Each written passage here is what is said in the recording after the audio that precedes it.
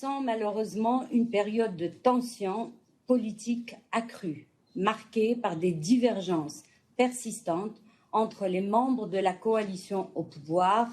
6 semaines après avoir suspendu le Conseil des ministres et annoncé le lancement de consultations avec un large éventail de représentants des forces politiques et de la société civile,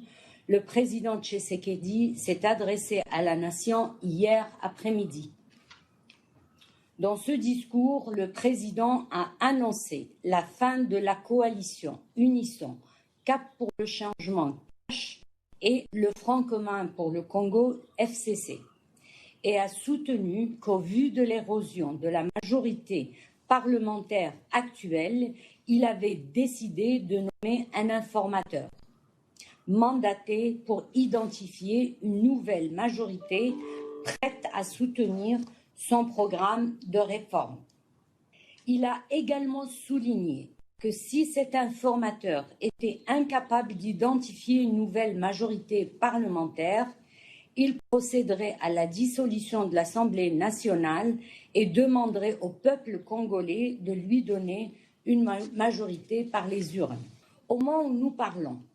tout en prenant acte de la fin de la coalition décidée par le président, le FCC a rejeté le diagnostic de crise entre le gouvernement et le Parlement et a qualifié les décisions du chef de l'État d'inconstitutionnelles. Entre-temps, plusieurs représentants de la société civile et de l'opposition ont accueilli favorablement l'évaluation de la situation politique du pays par le chef de l'État et ont indiqué leur soutien à sa démarche. Nous devons malheureusement déplorer aujourd'hui des échauffourées entre militants des deux forces politiques autour et à l'intérieur du Parlement. Au vu de ces tensions,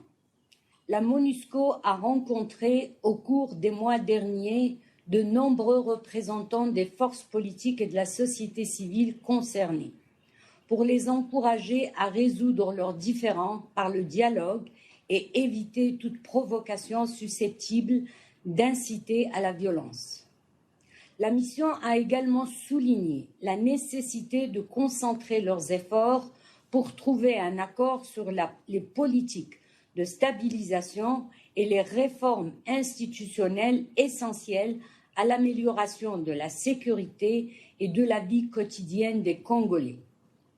Nous continuerons à faire usage de nos bons offices pour faciliter une résolution rapide et pacifique de cette situation politique délicate qui, si elle persistait,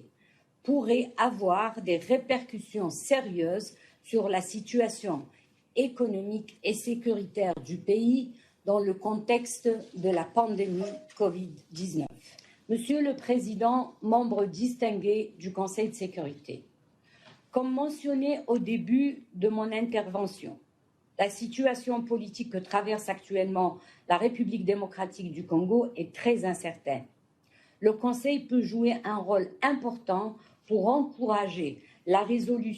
une résolution négociée de cette crise politique, de sorte à ce qu'elle privilégie des solutions durables, donnant priorité aux intérêts de la population congolaise sur des objectifs politiques de court terme, risquant d'accroître plus encore les tensions. La République démocratique du Congo ne peut pas se permettre une crise institutionnelle grave. Elle a besoin d'institutions stables et fonctionnelles se remettant au travail le plus vite possible et se concentrant sur le relèvement économique national et la stabilisation de l'Est du pays avant les élections générales prévues en 2023. En conclusion, je voudrais saisir cette opportunité pour remercier tous les membres du Conseil de sécurité, de même que les pays contributeurs de troupes et de police, pour leur engagement indéfectible et le soutien apporté à la stabilisation de la République démocratique du Congo et à la MONUSCO.